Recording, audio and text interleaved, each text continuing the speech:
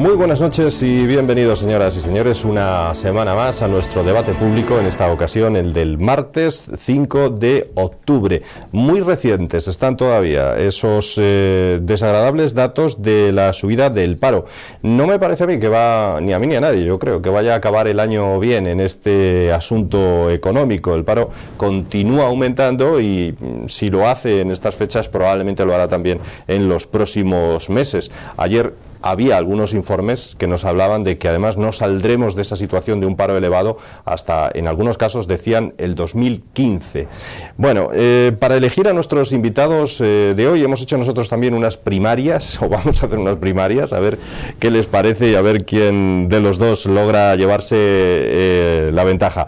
Lo cierto es que eso de las primarias empieza a ser cada vez más preocupante. Es un arma que carga el diablo, ¿no? Y que se lo digan, si no, en Madrid a Zapatero, eligiendo claramente a un diputado, a un candidato, y después ganando precisamente el contrario. Bueno, vamos a hablar de eso y de muchos otros temas. En principio, rápidamente les presento a quienes hoy son nuestros invitados en este día, en este debate público. Francisco Gómez del Castillo, para empezar. Francisco, ¿qué tal? Hola, ¿cómo estás? Buenas tardes. Bienvenido a este reencuentro con Teleasturias. Muchas gracias, yo encantado de venir aquí con vosotros.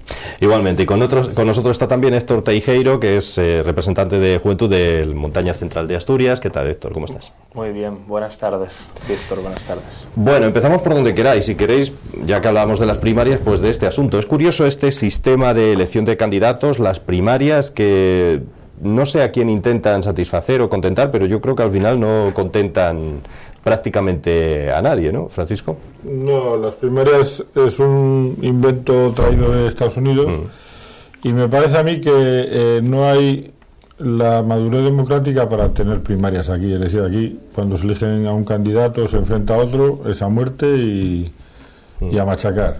Y claro, el que sale con heridas, lo que es normal. Ya.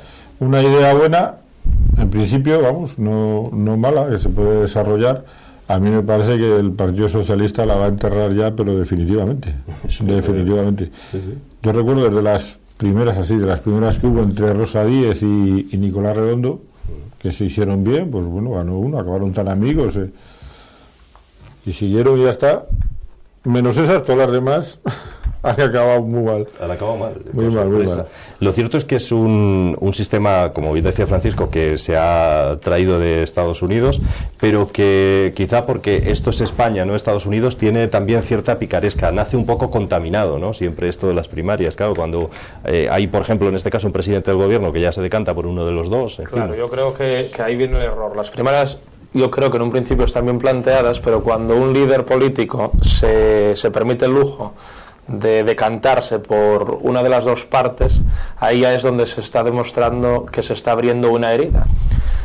Si la democracia funcionase dentro del propio partido, pues entonces lo más lógico sería que fuese respetable la decisión que democráticamente todos toman y que cada uno pues que apoye al candidato que quiera y que gane el mejor. Yo creo que aquí la mala fama que se le da a las primarias viene desencadenada por eso, porque algún líder político se decanta por uno de los dos y luego se hace mucha comedilla en cuanto a dar bombo y platillo en la prensa, como que eso va a atraer más al llamamiento de los votantes en las primarias, a que se decanten por unos o por otros. Pero eso es porque aquí también lo que es el peso del aparato del partido en los partidos es muy, muy fuerte. Entonces cuando hay dos candidatos, pues el partido tiene uno y el otro es el respondón. Y entonces ahí no hay espíritu democrático. O sea, si en Estados Unidos los partidos tienen mucho menos poder, o sea, dentro del propio partido el aparato tiene mucho menos poder, el candidato que sea tiene más identidad y bueno, pues hay dos candidatos y la gente se pronuncia y fuera. Pero aquí cuando el aparato tiene tanto poder y prácticamente selecciona a todos los candidatos y tal igual, pues el que dice que no y que se presenta a él, pues sale contra el aparato y sale mal. No sé qué sistema veis mejor, si este que utiliza el PSOE, el de Izquierda Unida, que es un poco asambleario, se reúne en asamblea, o el del Partido Popular, donde se reúnen 4 dirigentes de la comunidad o del partido a nivel nacional y eligen a uno. No sé qué sistema es el que vosotros consideráis más ideal. Yo veo el mismo sistema en los tres, salvo excepciones. Ya. O sea, las primarias de Madrid ha sido un ejemplo, pero vamos, para las próximas elecciones municipales y autonómicas, con 8.000 ayuntamientos y 17 o 14 comunidades autónomas con elecciones, pues ha habido una docena de primarias. O sea, eso es una cosa residual. En Madrid, pues tiene la resonancia que tiene, pero en el Partido Socialista nombran a los candidatos igual que en el Partido Popular. Igual. Tú o el que gana las elecciones. Yeah. Aquí al candidato del Partido Socialista le han enseñado amablemente la puerta, que ya se la quisieron enseñar en las anteriores, Yeah. pero en esta ya han dicho no, te vas. Y bueno, él ha aceptado que se va. Estas cosas que se dicen. Sí, pero vamos, al candidato le dijeron... Al principio no estaba él muy por la labor. No estaba nada. Trabajo le costó aceptar. Sí, yo creo sí. que lo tuvo que madurar dentro del propio partido y vio que ya no tenía más coletazos que dar, y entonces por eso sí que luego ahora va de amigo y de ayudante, pero primero no ponía ninguna buena cara. Claro. Hombre, vino Leire Pajín a decirle que a ver qué podía hacer y tal. Pero yo creo que aquí está trabajando con astucia, está viendo que puede ser que se le cierre la puerta aquí, pero que se le abra la puerta hacia otros sitios.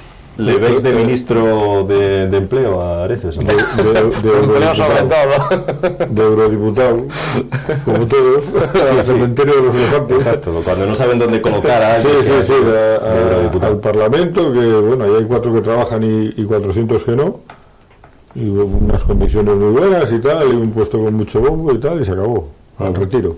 ¿Y tú, Héctor, le ves de...? Yo sobre de empleo ya te digo que no. Vamos, después de lo que nos está augurando aquí en Asturias en cuanto al empleo, yo creo que podría llamarse de desempleo, más que de empleo. Ha sido Asturias una de las regiones donde precisamente más ha subido el paro en toda España, tristemente. Sí, lo que pasa es que a veces se lleva bien con los sindicatos, eso es así. Sí. Y ahora a Zapatero le venía muy bien. Ahora, yo en esto de que a veces... A mí es que no me salen las cuentas. Es decir, si Areces se va del ministro, tiene que dimitir ahora. Dimitir a 6 meses de las elecciones. Ya. Y además no puede poner a Javier Fernández. No, claro, lógicamente. No puede ponerle tal, tiene que poner a otro. Y bueno, esto daría una imagen como diciendo, se va uno, poner a otro 6 meses. Y da igual. Y después tal, bueno, no salen las cuentas, no tiene tiempo de eso. A mí me parece que no puede ir de ministro. Yo creo que irá de eurodiputado dentro de cuando le toque. Seguramente. Hombre, un favor no es que te hagan nombrándote, según están las cosas, al ministro de Empleo, precisamente. El actual se va a marchar dentro de unos días con el doble de tasa del paro que cuando llegó.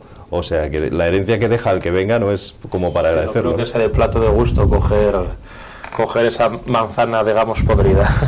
Desde luego que... Ahora que lo que ellos se ganaron a pulso no pueden echar la culpa a nadie, son ellos los que están causando el desempleo.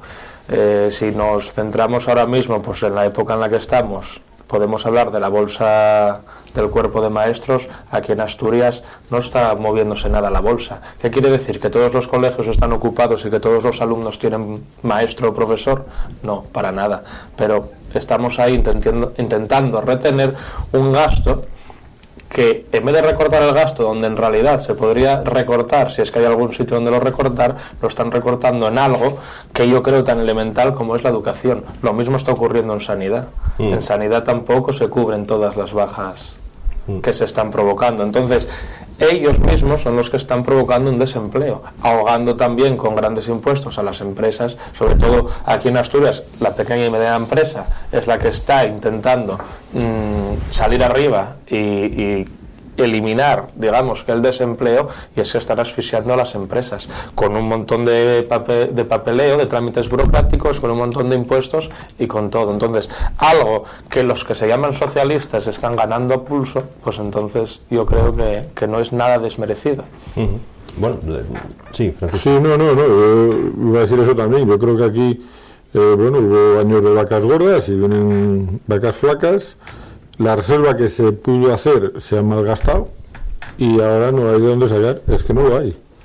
Desde luego, con el dinero de Europa se tiró el dinero y con fondos mineros fue algo increíble. Aquello era una reactivación de la zona por el cierre de la minería. Ahora, con esto que ocurrió el día 29, de que Europa, en Bélgica, solo se firmó hasta el 2014 el acuerdo, pues claro, estamos yendo de la mano a la quiebra, sobre todo aquí en Asturias y en la zona de la cuenca minera. Esa reactivación, no se utilizó ese dinero de fondos mineros para reactivación, se utilizó para cambiar baldosas y arreglar canalones y hacer paseos, y entonces eso no genera empleo, eso no genera actividad económica, eso no está.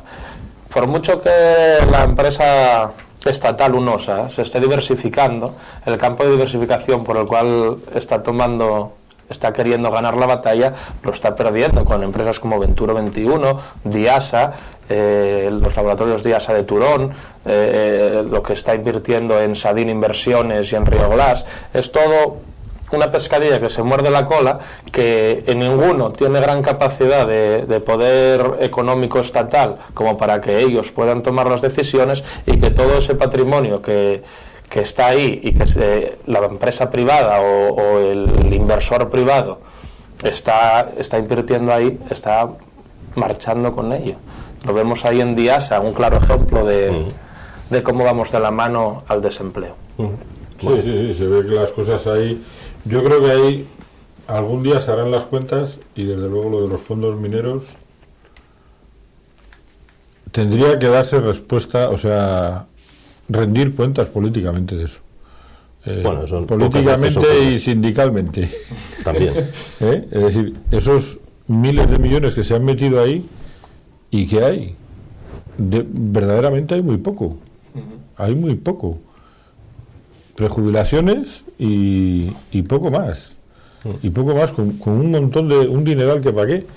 Y bueno, ¿y de eso quién responde? ¿Qué se ha hecho ahí? ¿Qué se podía haber hecho? ¿Qué? El problema que hay aquí es que no se depuran responsabilidades y no se busca quién es el verdadero responsable. Y si acaso se encuentra algún responsable, con destituir y dejar que pase el temporal. Ponerlo a otro lado y ya claro. está. Entonces, simplemente cambiarlo. Si tú protestas, yo te doy otro cargo allí y ya está. Y entonces aquí te tengo silenciado. Y al otro lo mismo. Y entonces es la batalla que tenemos aquí. Es la batalla perdida. En tantas ocasiones hemos hablado de ese asunto precisamente, ¿no? Del despilfarro, del mal uso, del mal gasto de los fondos mineros, ¿no? El problema es que luego lo pagamos todos. Y luego te ven a venir a recortar a los empleados públicos el 5% y otro montón de impuestos como es el IVA, que nos afecta a todos, queramos o no. Bueno, y no sé si estáis de acuerdo en que la crisis se está remitiendo o no, pero claro, todo depende de quién lo pinte, ¿no? Porque para el Partido Popular no es así, e incluso llegaremos en Asturias, tenemos 76.000 parados, pues llegaremos a los 90.000 antes de acabar el año. Bueno, me imagino que al Partido Popular quiere sacar rédito, lógicamente también, de la situación económica actual, pero al margen de eso, ¿creéis que aquellos famosos brotes verdes que ya tantas veces se ha dicho que parece que están ya quemados de recibir sol, se ven o no se ven o qué? Esos brotes solo se ven cuando se acercan elecciones. Empiezan a decir que esto ya está prácticamente...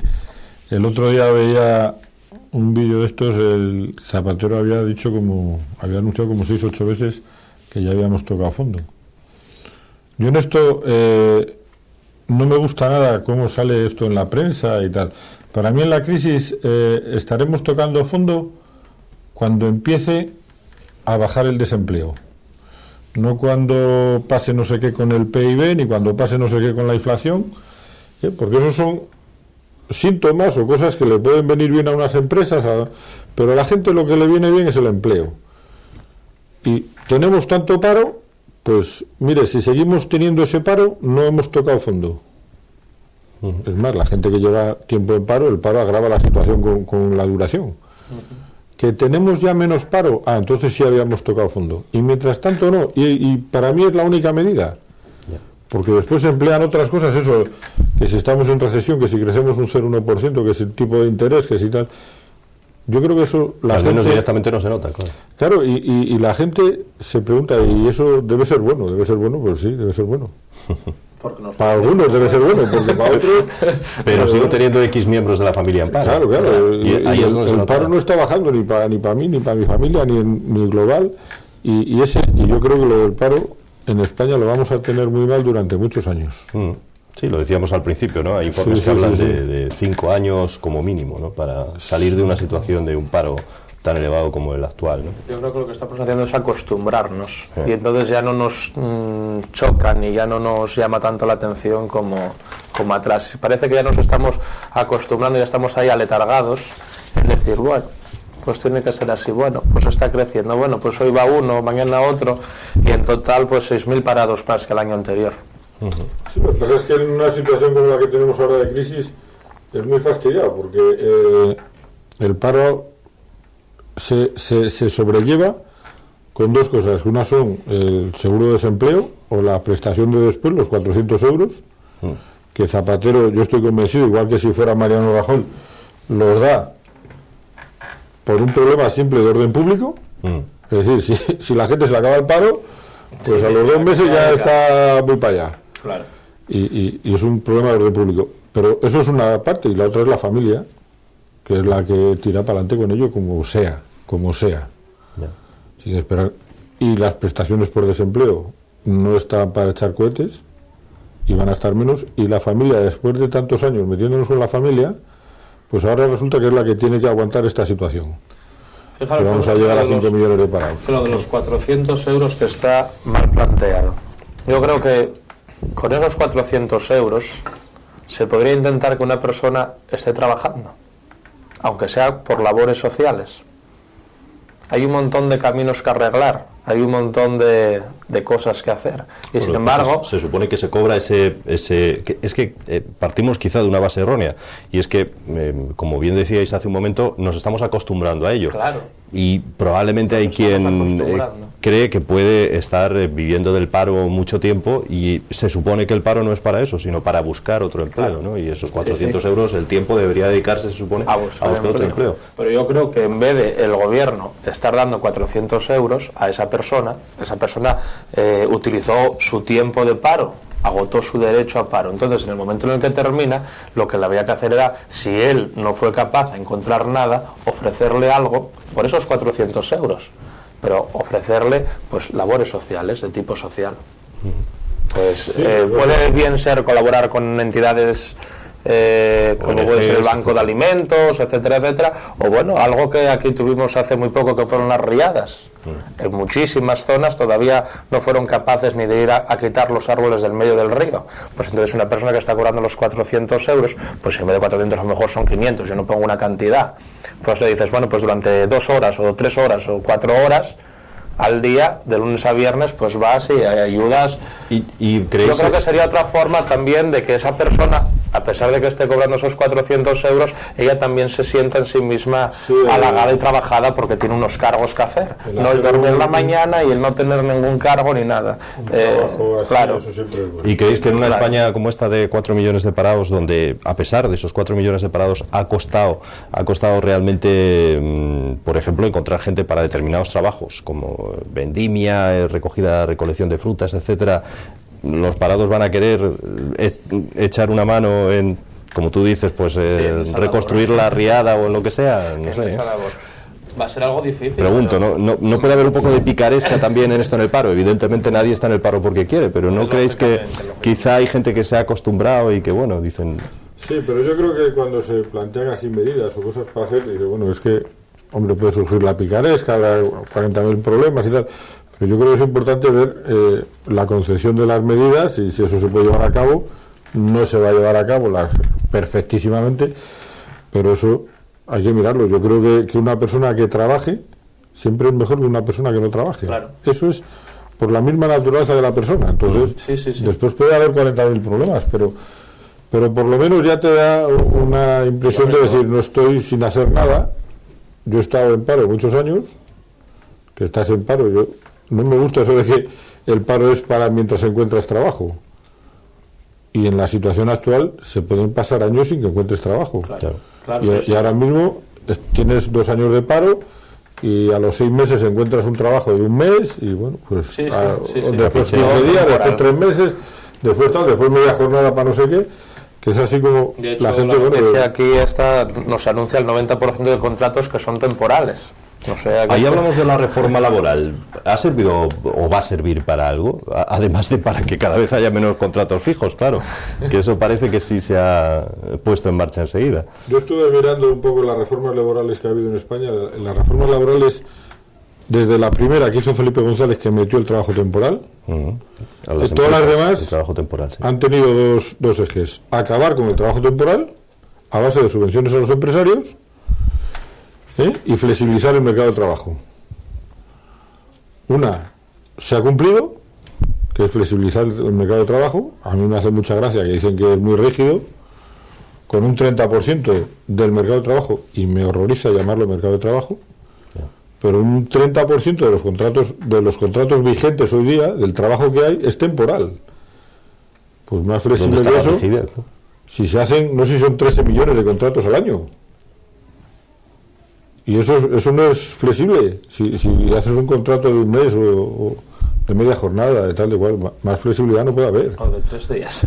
Ahora, las subvenciones para reducir la temporalidad, esas sí se han dado, se han cobrado, muy bien, y la temporalidad está en el 30, en el 35%, y ahí está tranquilamente. Ahí se queda. Y la reforma laboral, a mí me parece que lo único que sirve es a medio plazo, porque tampoco... Hay que ver los sindicatos, ya salen las cifras al día siguiente, ya protestan. ¿Ves cómo no vale para nada? Hombre, un poco de seriedad, no me tomes el pelo. Una cosa es que yo esté contra la reforma laboral, pero otra cosa es que los sindicatos me tomen el pelo así.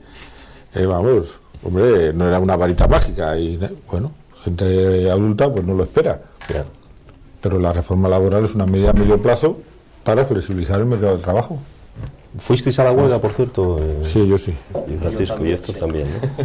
Aquí estuve en Oviedo en la manifestación. Bueno. Estuve pensándomelo y fui por poco, digamos, los platillos, la verdad, pero yo creo que los sindicatos no se merecían que les apoyáramos, así lo digo.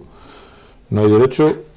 De 2 millones se ha pasado a 5 millones y no hicieron nada. Hasta ahora. Pero Zapatero sí se merecía una huelga general. Sí. Yo creo que la huelga que no fue en apoyo a los sindicatos, sino en apoyo a nosotros mismos.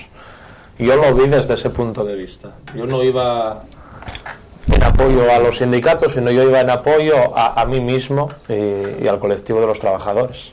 Yo me acuerdo cuando Celestino Corbacho tomó posesión, con la victoria, 2 millones y pico de empleos, de parados, casi 3 había, me parece. Sí. Y declaró que no se alcanzarían los 4 millones de parados. Bueno, ahora dimite. Me parece que hace 6 meses o 4 meses, ya no el ministro de Trabajo, la vicepresidenta del gobierno dijo que no se alcanzarían los 5 millones de parados. Uno ya se queda así. Y bueno, ya estamos subiendo. Ahora solo falta que Zapatero diga que los 6 millones de parados vamos, para Argentina. Creo que seguiremos creciendo. Sí. Que crezcamos. En eso sí. Bueno, pues hablamos, si queréis, de otras cosas. Nos venimos a Oviedo por aquello de ese añorado título de ciudad capital de la cultura europea que se pretendía conseguir para el 2016. Cualquiera que venga, los que vivimos aquí y los que vienen de fuera lo saben enseguida, porque todavía días después, y aunque ya se sabe que Oviedo quedó descartado a la primera eliminatoria, pero todavía hay carteles por todos lados, ¿no? que así lo recuerdan. Bueno, ¿qué pensáis vosotros? ¿Hay trasfondo político en este asunto, como ahora insinúa el alcalde de Oviedo, Gabino de Lorenzo, y que por eso no ha sido Oviedo capital cultural? Porque, bueno, pues en el jurado hay mucha gente con carne socialista, decía él. Sí, si no las paredes no hubieran estado pintadas del color apropiado, cualquier cosa. Es posible que sea verdad lo del carnet socialista y todo eso, pero vamos, eran no sé cuántas ciudades, Oviedo no ha salido, la candidatura empezó ya peleándose con todo el mundo. Pues no salió, ya está.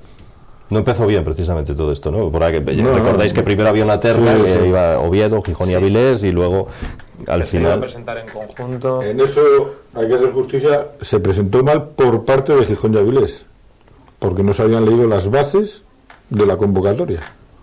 Eso es como así. Es curioso, es una ciudad. Se presenta un premio, no se ha leído las se bases. presenta una ciudad y con mucho una ciudad y su comarca. Esas son las bases, que no las puso Gabino de Lorenzo. Otras tonterías ha hecho, pero esa no.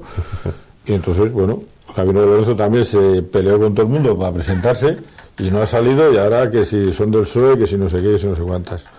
La verdad es que, bueno, en esto Zapatero me parece a mí que tampoco lo ha hecho nada bien, diciendo que él prefiere Córdoba. Ya. Claro. Ya Hombre, estamos... una vez más, Una vez más. Estamos decantándonos desde un punto. Claro. Y hombre, había apostado por Oviedo 2016. Bien creí que por lo menos la primera eliminatoria sí que la podíamos haber superado. Hombre, teníamos ahí una ciudad con cuantísimas escobas de oro. Y bueno, creo que, como algunos andaluces nos dijeron cuando fuimos a visitar Sevilla, no sé qué hacéis aquí teniendo Oviedo como lo tenéis. Eso fueron palabras de los propios sevillanos. Entonces, yo sí que creí que la primera criba que la iba a pasar. Y en cuanto a estas declaraciones, pues me llama la atención, porque bueno, a lo mejor en esta ocasión lo que predomina es el carné socialista, pero quizá en otra ocasión predomine cualquier otra cosa. Entonces, lo que tú decías, hoy podemos protestar por el carné, mañana porque las paredes no cumplían con el color, y pasar con otra cosa. Sabemos que en esta sociedad la política mueve mucho, pero hombre, creo que como para comprar a un jurado con un carné tampoco llegará a ser. Sí, pero aunque llega a ser, vamos, yo no lo creo tampoco, y a mí me parece que eso denota mal perder. O sea, es decir, bueno, oye, pues has perdido, bueno, pues como perdió Madrid lo de las Olimpiadas, bueno, pues una pena, hemos competido bien, hemos estado mejor, para que así se acabó. Pero fijaros, yo, el mal perder del alcalde de Oviedo, de Gabino, creo que ya se vio el mismo día, cuando a Felechosa le hizo lo que le hizo, que luego lo justificó de otra forma, pero yo lo vi por ahí. No sé, quizá yo lo quise malentender, pero sonó a eso. Porque vamos, creo que con el jaleo y que tenía Gabino ese día, con la capitalidad, el jaleo en el sentido de la emoción, del querer salir adelante, que justo ese día salga adelante a decir que Felechosa que fuera por otros motivos y no por ese en concreto, creo que ahí ya demostró la forma que tenía él de perder esa capitalidad. ¿Creéis, por cierto, que en ese asunto hay vendetta, hay una venganza por haber apoyado unos días antes, como ya se sabía, a Cascos en una carta al periódico El Mundo, o no tiene nada que ver, o realmente es porque hay unas irregularidades en la contratación, como se ha dicho? Yo creo que puede haber irregularidades. Ahora, él mismo lo ha admitido, dice, vamos a ver, lo que yo he contratado con la empresa del hermano, me parece, del cuñado, Sí, del cuñado, sí. Son 8.000 euros en 2 años. Bueno, que hayan podido ser a dedo y tal. Yo no dudo que lo pueda haber. Ahora, eso de que presentes una carta y a los 3 días te presenten una cosa que puede acabar en los tribunales, con esta, ¿cómo se llama? La concejala ahora que ha salido otra vez. Con Carmen Manjón, sí. Carmen, no se ha atrevido a dimitirla, a echarla ya la habían quitado, ya se llevaba mal con Gabino y no tenía responsabilidades, entonces se conoce que al no tener responsabilidades no te pueden pillar en nada porque no tienes nada que pillarte, vamos. Pero y no se ha atrevido a echarla tan rápido. Pero vamos. No, porque aquí dice no hay irregularidades ninguna. Claro, lo otro yo creo que fue un cúmulo de todo. Yo creo que fue un cúmulo de todo. Ellos ya venían estaban un poco mal a gusto. Lo de Cascos, el propio Felechosa reconoció de que le iban a costar caras aquellas palabras dentro de su propio partido. Y bueno, como hoy algún periódico sacó, todavía siguen siendo amigos en Facebook. No sé si lo visteis. Ah, no. Pues sí, en la Nueva España hoy salía de que Felechosa y Gabino todavía siguen siendo amigos por Facebook. Y aparecía la fotografía de la página. O sea, que quiere decir que bueno, no sabemos ante qué estamos. Bueno. Nada, pero eso, yo creo que ahí Gabino estaba muy nervioso y ha actuado mal porque pero es que hay nervios. De pronto esto suena hay nervios. Una rabieta. En el seno del Partido Popular me refiero, que la situación es en el Partido Popular asturiano complicada. ¿Cómo será que hasta la ministra de Economía, la verdad es que también tiene cosas de las que ocuparse Elena Salgado, ¿no? Pero hasta la ministra de Economía hoy ha hablado del asunto, ¿no? Y ha dicho que tienen un auténtico lío el Partido Popular montado en Asturias, como así parece. Y cómo acabará es lo que no sabemos, ¿no? A mí lo que me hace gracia es que se atrevan a hablar unos de otros, cuando ella dentro de su propio partido tiene bastante que callar y que tapar. Entonces, que se atreva a salir diciendo algo de otros partidos, pues primero barre tu casa y luego ya irás a mirar lo limpia que está la de afuera. No, yo creo que, bueno, ha hecho una referencia, tampoco es que se haya metido mucho. Sí. Yo lo que sí veo es una percepción muy distinta del problema en Asturias que fuera de Asturias. Claro. Evidentemente, fuera de Asturias, yo hablando con gente en Madrid y tal, claro, conocen a Álvarez Cascos. Claro. Oye, un vicepresidente y tal, no sé qué, y no sabe cómo pueden estar a tortas con el partido aquí. Y bueno, claro, a la candidata no la conoce nadie. En eso hay muy mala percepción. Un amigo mío me decía que había hablado con periodistas asturianos y tal, que decía que daba por hecha la candidatura de Cascos hace 2 meses y tal. Bueno, digo, pues yo la doy por deshecha. De 2 meses aquí han pasado tantas cosas en este asunto. No, pero bueno, ya estaba la cosa, ya se había enfrentado con Gabino de Lorenzo y tal. Digo, yo la doy por deshecha y vamos. Y la cosa ya está mal, o sea, ya no tiene remedio, ya está. Además es que no hay, no sé qué, como dicen algunos con ese refrán, es peor el remedio que la enfermedad. Quiero decir que no sé qué será peor, si que venga Cascos a estas alturas o que no venga. La división en el seno del PP y las heridas y todo lo que se ha creado y la dificultad que se ha creado ya. Lo que hablábamos antes, las cosas cuando comienzan mal, pues siguen su camino mal. Yo creo que no fue una buena forma de comenzar.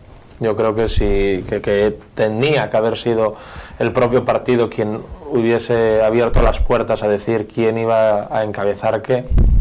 Aquí se movieron unos a decir que Cascos y luego ya vimos la reunión, podríamos decir, de amigos, porque luego fue cuando conocimos que no tenía ningún respaldo del propio partido.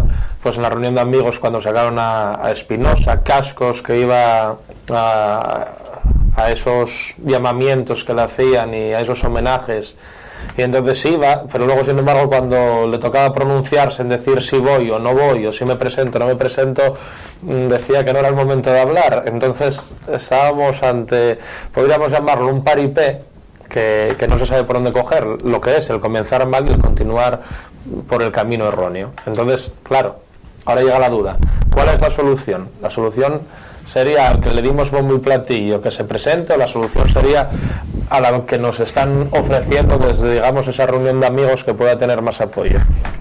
Pues sinceramente yo creo que lo que podría hacer ahora, vamos, para mí Cascos lo ha hecho muy mal, tenía el apoyo de Gabino de Lorenzo y lo perdió.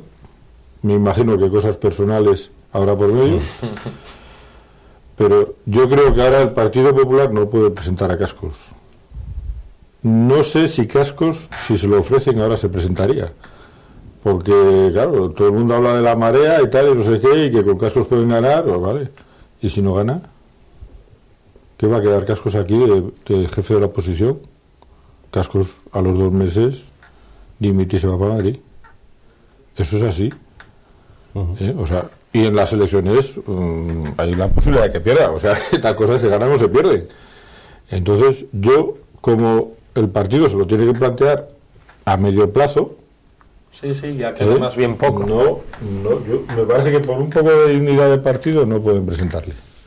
La otra opción también es complicada, es decir, que se haga caso a los contrarios a Cascos y se presente Isabel Pérez Espinosa, que tendrá toda la buena voluntad que quiera, pero no tiene evidentemente el tirón de Cascos, y que por tanto pierdan y vuelva a estar el PP 4 años más en la oposición en Asturias. Sí, y se planteen reorganizar el partido como es debido. Claro.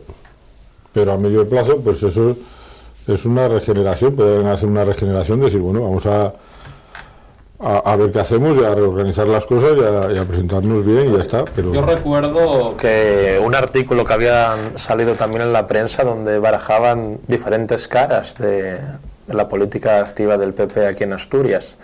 Entre ellas, pues bueno, la que ahora mismo se me viene a la cabeza es la que está de portavoz del PP en Ayer, en mi concejo, María Teresa Mayada, que está de secretaria ahora mismo, secretaria de Política Territorial, creo que es, aquí en el PP asturiano, y entonces, bueno, la halagaban diciendo de que era gran conocida en todo el territorio asturiano, lo que pasa que tenía muy poca experiencia como diputada, pero era otra de las posibles también que barajaban como presentar.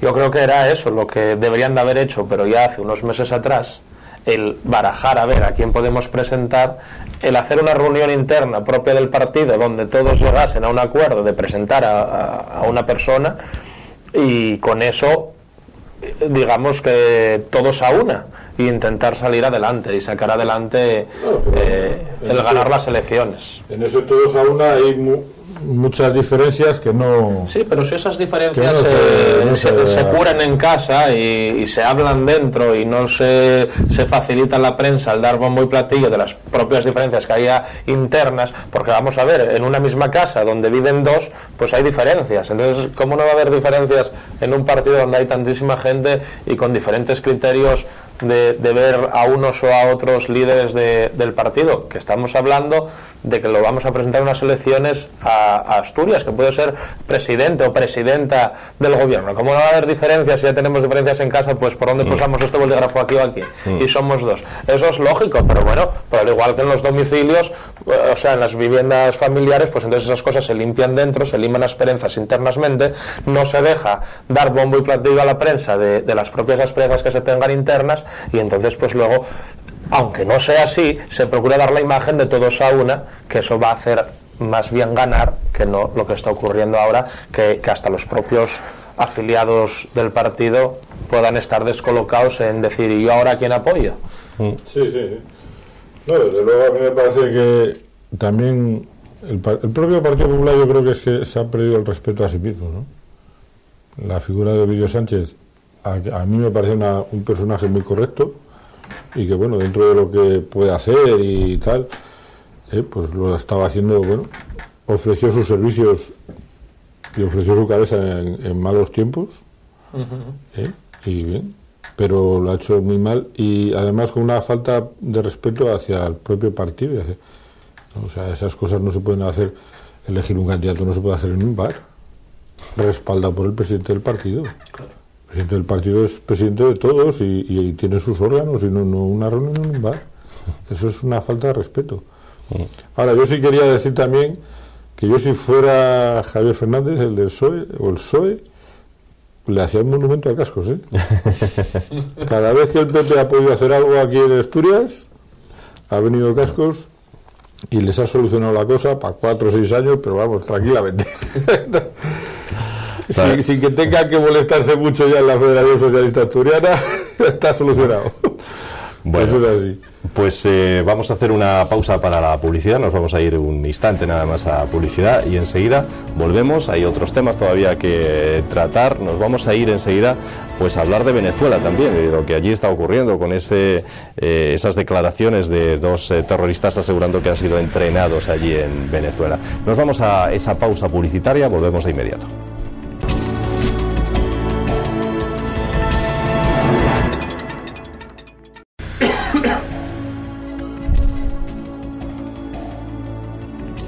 Venga. Aquí estamos de nuevo después de esa pausa publicitaria, dispuestos a seguir debatiendo sobre temas de actualidad. En este caso vamos a dejar a un lado nuestra patria chica, Asturias, para ver cómo esas relaciones entre España y Venezuela... Bueno, últimamente las relaciones de España con otros países pasan por momentos de verdad bastante agridulces, con Marruecos, por ejemplo, pero con Venezuela especialmente, después de aquel famoso ¿por qué no te callas?, a partir de ese momento parece que llevarse bien con Hugo Chávez es difícil. Bueno, yo creo que debe ser difícil, sea pues españoles o sea quien sea, debe ser difícil llevarse bien con Hugo Chávez, pero ahora parece que esa vis cómica quizá que hasta ahora podía haber en esas contestaciones que pueda dar el presidente venezolano, pues es algo más serio, porque el que Venezuela pudiera haber entrenado a etarras, pues desde luego el que un país cualquiera, un país democrático cualquiera, entrene a etarras que actúan en otro país, desde luego es serio. No sé qué opináis vosotros de este asunto. Hombre, yo creo que eso es una cosa que uno puede tener la certeza de que eso es así, por el juego internacional, ¿no? El apoyo de Chávez a las FARC, por aquello de apoyar al enemigo del presidente colombiano y tal, pues eso es notorio, lo que les permiten cruzar la frontera tranquilamente y buscar refugio en Venezuela, las FARC. El apoyo de las FARC y ETA pues también está datado de hace muchos años, y que los de ETA se hubieran entrenado en suelo venezolano y con el apoyo o la vista gorda de Chávez, pues no me extrañaría nada. Ahora, que también pasar por las declaraciones de los etarras en un juicio, que se pida poco menos que la ruptura de relaciones, pues a mí me parece que eso es desmadrar la cosa artificialmente, eso no va a ningún lado. Otra cosa es que pues que procuren investigarlo los del CSIC, ¿no? los de la inteligencia militar, que vayan para allá y miren a ver si cogen más pruebas y tal, si le interesa al gobierno tener pruebas de eso, que sería muy peliagudo.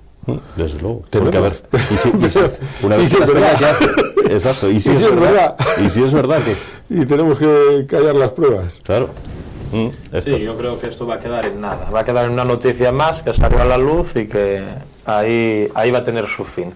Creo que en cuanto a relaciones exteriores, internacionales, que no estamos por la mejor etapa tampoco. Hace 4 días teníamos el problema con Marruecos, ahora toca con Venezuela. Vamos, que cualquier día hasta nos peleamos con Portugal.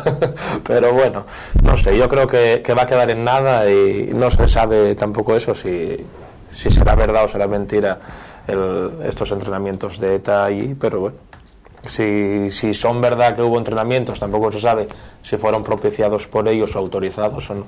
Lógicamente, también hay entrenamientos de ETA en España, pero que no están propiciados más que por la propia banda.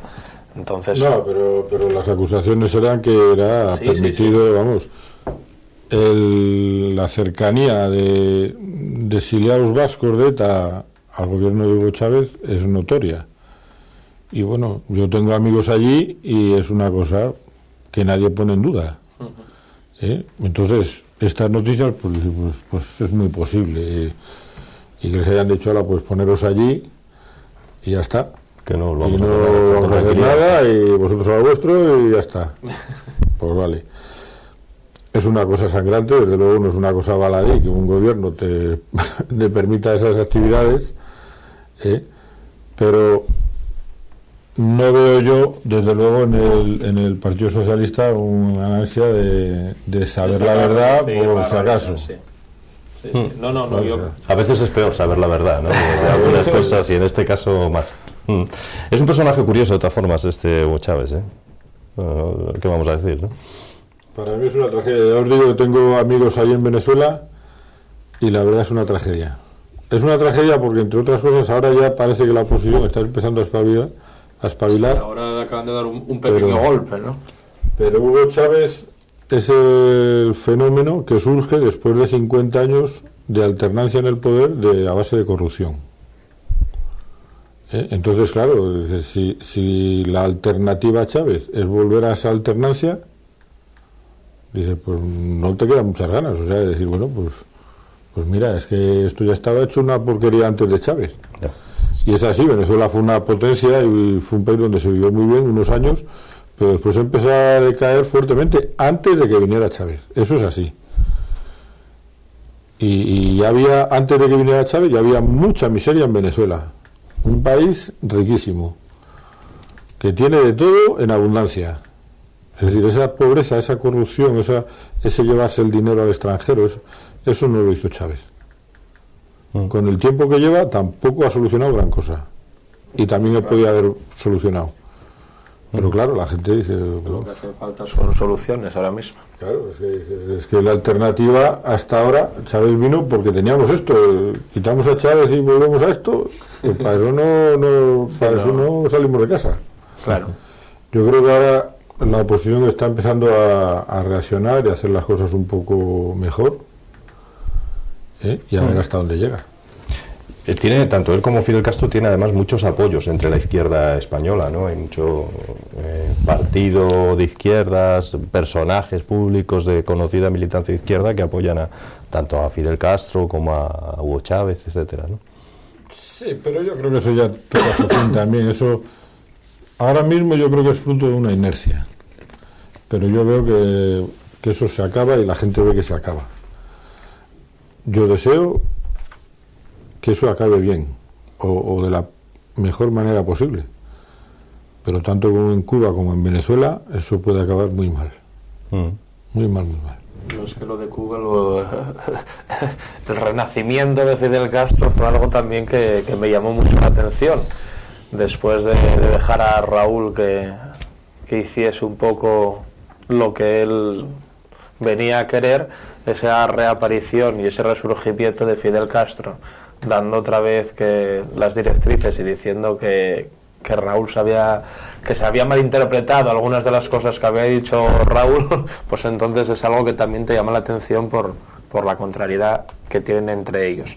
En cuanto a lo que hablabas de los apoyos que podían tener desde aquí, yo creo que cada vez están siendo menores, no sé. Creo que no hay que negar lo evidente, que es la realidad social que ahora mismo están allí viviendo y que para nada están siendo buenas, como bien se decía en Cuba, que ya no funcionaba ni para ellos siquiera. Entonces, bueno, luego se dijo eso, que era un malentendido, pero yo creo que es una realidad social. Yo creo de todas formas que son dos situaciones distintas. En Cuba yo tengo más esperanza de que se pueda hacer una transición pacífica, porque sobre todo el exilio de Miami ya se ha moderado mucho, ya han desaparecido buena parte de sus líderes más radicales, ¿no? Es que además le sobrevive, Castro sobrevive a cualquiera. A todos sus enemigos. Sí, sí. Pero no, Castro se acabará muriendo. Y ahí, yo creo que hay, es una impresión personal, pero yo creo que hay más posibilidades de que la cosa se vaya encauzando poco a poco y se haga una transición y pacífica y tal. En Venezuela me extraña más. En Venezuela yo lo tengo más. Una transición pacífica. Sobre todo la situación en la que están. Hay una cantidad de armas en la población tremenda. En Venezuela. O sea, en Venezuela, tremendo. Y vamos, Caracas es ahora mismo la ciudad más insegura del mundo. No sé cuántos miles de muertos al año en reyertas. Es decir, hay guerras que no tienen tantas víctimas. Sí, sí. Y entonces en eso, a la hora de planificar... Parece ser que no quieren poner solución, porque... Vamos. No, eso es una medida de presión del pueblo. Ahí no... De presión al pueblo. Es decir, si tú tienes miedo a que venga cualquiera y te pegue un tiro, impunemente, tú sabes que dices, bueno, pues entonces no puedes hacer ostentación de que llevas un reloj de no sé qué, o no puedes decir no sé qué en la calle, porque igual te pegan un tiro y bueno, fueron los malandros y se acabó. Lo que aquí llamamos ajuste de cuentas. Sí, no, vete a saber, mataron, pues otro muerto, esta semana 50 y nadie hace nada y se acabó. Entonces eso es una medida de presión dictatorial muy fuerte. Pero a la hora de hacer un cambio ahí pacífico, claro, cuando la gente tiene metralletas en las manos, eso de hacerlo pacífico es muy relativo. Puede que sí y puede que no. Y eso a mí me parece que una transición pacífica, sí. Que va a resultar muy mal. Muy complicada. Además de que Chávez, cuando vea que pierde el poder o que lo puede perder, pues igual dice, bueno, y se acabaron las elecciones, se acabó las tonterías, el mano militar y se acabó. Bueno, eso será más o menos el fin del socialismo, del comunismo en algunos países, será más o menos cuando la autovía del Cantábrico esté acabada en Asturias, que de eso también... Aquí no nos vamos a tiros por eso. Sí, porque... A ver si llega antes la transición en Venezuela o la autovía del Cantábrico. Parece ser que los... Luego cuando hablemos, en vez de decir, cuando hablemos de cuando una obra se retarda en hablar de la obra del Escorial, hablaremos de la obra de la autovía. Bueno, hubo periódicos que compararon efectivamente la obra del Escorial, los años que duró y la autovía del Cantábrico, y ganaba la autovía del Cantábrico. El refrán es injusto, como tú dices, Héctor, habría que cambiarlo. Tenemos que empezar a modificar. Parece que habrá nuevos recortes y que por tanto va a ser difícil que esté acabada. Hablan ya del 2015 también, como poco. Sí, eso es por hablar de algo. Ya, por ponerle fecha. Que piden una fecha, pues pon 2015, que posiblemente no estaremos aquí, no tendremos que rendir cuentas. Claro. Y se acabó. Ponle 2020, no pongas 2020, que parece muy allá, pero y ya está. Yo creo que ahora mismo no tienen ni idea de cómo van a hacer los gastos esos. Y yo he estado viajando últimamente y la verdad es que la situación por ahí es que es de pena. Tanto para Santander como para Galicia, vamos. No, para Santander, para Galicia y para abajo. Entonces, de Valladolid a León, es un terreno que lo más alto que tiene es el mojón de la carretera y la obra parada. Sí. La obra parada, pero aquí decía un primo mío de Valladolid, que pase la máquina esta de que barre en la estación y allana esto. Y ya esto no tiene nada. Nada, la obra parada entre Valladolid y León, que tiene un tráfico bastante abundante. Parado. No valoran en que hay que recortar y en que hay que invertir, y entonces estamos ante eso, ante recortes en cosas esenciales. Yo es que pienso que se gastaron las perras en cosas que dices, bueno, pues por gastar, pues bueno, como hay perras gastas. Y mira, lo de las vacas flacas y las vacas gordas se lo dijeron al emperador de Egipto hace 4.000 años. Yo creo que estos se podían haber puesto un poco las pilas y decir, oye, que igual esto se acaba. Y el otro día estuve con uno que fuimos a La Espina y vimos los viaductos que han quedado parados. Si esta obra también parada, ¿y esta dónde iba? Digo, esto iba a La Espina, que es un lugar que ni siquiera es pueblo, que es un lugar de 200 habitantes. Dice, ¿y estos viaductos para una autopista a un sitio que va... Que es el nexo de unión también con Galicia, con la No, zona de... hacia León. Claro, hacia León. Que iba a ser, que ya se vería, que no sé, No, por ahora solo está hasta La Espina, lo demás es todo buenos sueños, que no están en ningún papel, y por ahora es una autopista hasta un sitio que no va a ningún lado, que está en mitad de ningún sitio. A mí que me perdonen los habitantes de La Espina, les hubiera ido mucho mejor que con la 10ª parte del dinero les arreglaran la carretera que ya tenían. Sí. Que le quitaran 4 curvas y tal, por la 10ª parte de las perras, y listo. Pero mire, cuando tenga ustedes esos planes tan buenos de hacer una autopista hasta no sé dónde, hasta Ponferrada y no sé qué, ya vienen a hacerla. Esa era la idea. Pero por ahora, arréglenos esta carretera que tiene más curvas que qué sé yo he pasado muchas veces por allí, y ahora ver esos viaductos y decir, esto va a quedar así... Es todo castillos en el aire. Sí. Cortinas de humo que van poniendo para callar bocas, ganar votos, sacar elecciones adelante, y todo queda muy bonito en el programa electoral, pero luego a la hora de la verdad nos encontramos con lo que es la realidad, que es no terminar ninguna obra. Y como me llamó la atención estos días que estuve estos fines de semana de atrás por Villaviciosa, tenía un señor en su finca un cartel de chapa pintado que traía otra obra más del Partido Socialista sin terminar. O sea, llama la atención de que ese señor ponga ese cartel, pero creo que si cada uno de nosotros lo pusiésemos en una obra sin terminar, daba un cartel para todos.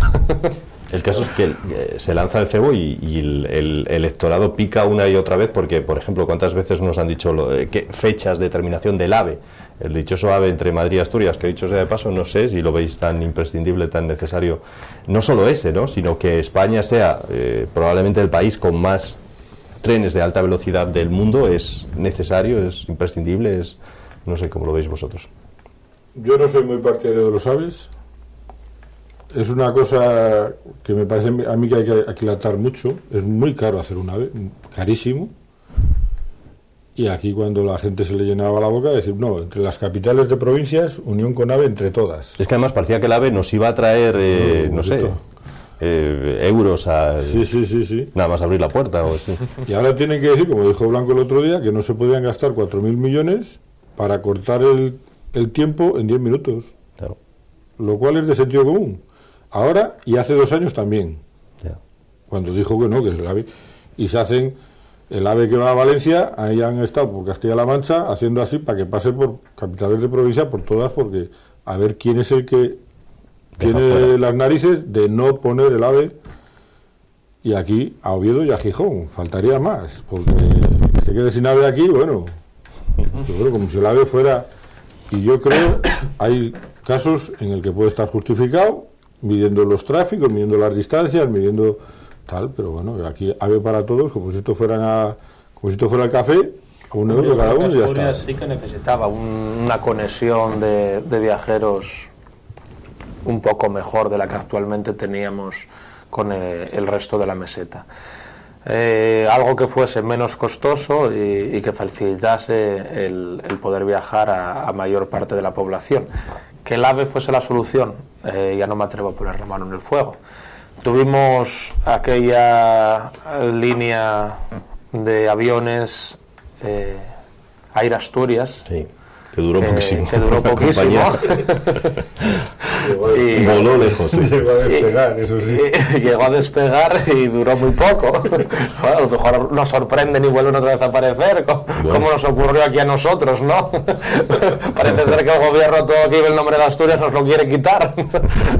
Pero bueno, entonces quedemos sin ella. Quizá esa tampoco hubiese sido la solución, pero bueno, yo no apuesto si el AVE hubiese sido la solución, sino que si se hubiese puesto, si se hubiese eliminado el peaje del Huerna y hubiese habido autobuses más baratos o con más frecuencia, hubiese sido una de las soluciones. Podría. Yo creo que eso es un poco la incógnita que nos queda a todos ahí en el aire, porque creo que si alguien supiese la solución la daría, ¿no?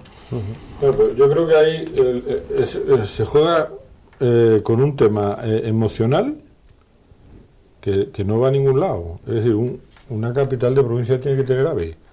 Y si en vez de AVE tiene, alta velocidad o velocidad alta, sí, que en vez de 350 por hora son 280, me parece. Bueno, entonces es que ya somos de segunda, estoy así indignado y tal y cual. Claro, sí. Y en vez de tardar 3 horas a Madrid, vas a tardar 3 horas y cuarto. Sí, vamos, una tragedia. Pierdes un día. El tren cuesta la mitad de hacerlo.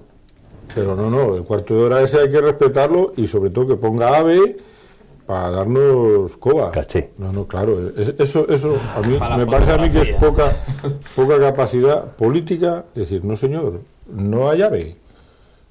El otro día discutía con un amigo canario. En lo que se pecó, en lo que hablábamos antes de derrochar el dinero, quizás se pecó ahí, en la poca seriedad política que teníamos. Creo que una de las soluciones a eso también podrían ser las listas abiertas, donde cada uno diga, pues... Has tocado un tema ya para... El número uno no me gusta el número para 3. estar sin tiempo de debate has tocado un tema complicado. Prometemos tratarlo en otros días. Pues sí. mira, por terminar, el otro día discutía con un amigo canario, porque leí que ¿Quieren AVE en Canarias? Un AVE, bueno, en Las Palmas ya tienen algo parecido, y en Tenerife van a hacer un AVE.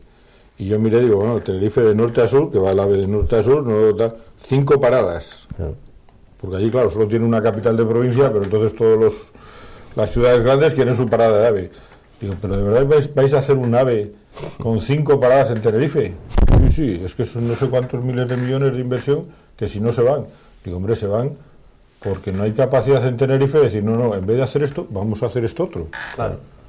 Que no se llama AVE, pero se llamará otra cosa, pero bueno. Pero no, AVE. Bueno, señores, nos quedamos sin tiempo en este debate de este martes. Mañana volvemos, por supuesto. Les esperamos para que ustedes formen parte también de este debate público que establecemos cada martes y cada miércoles. Gracias y hasta mañana. Buenas noches.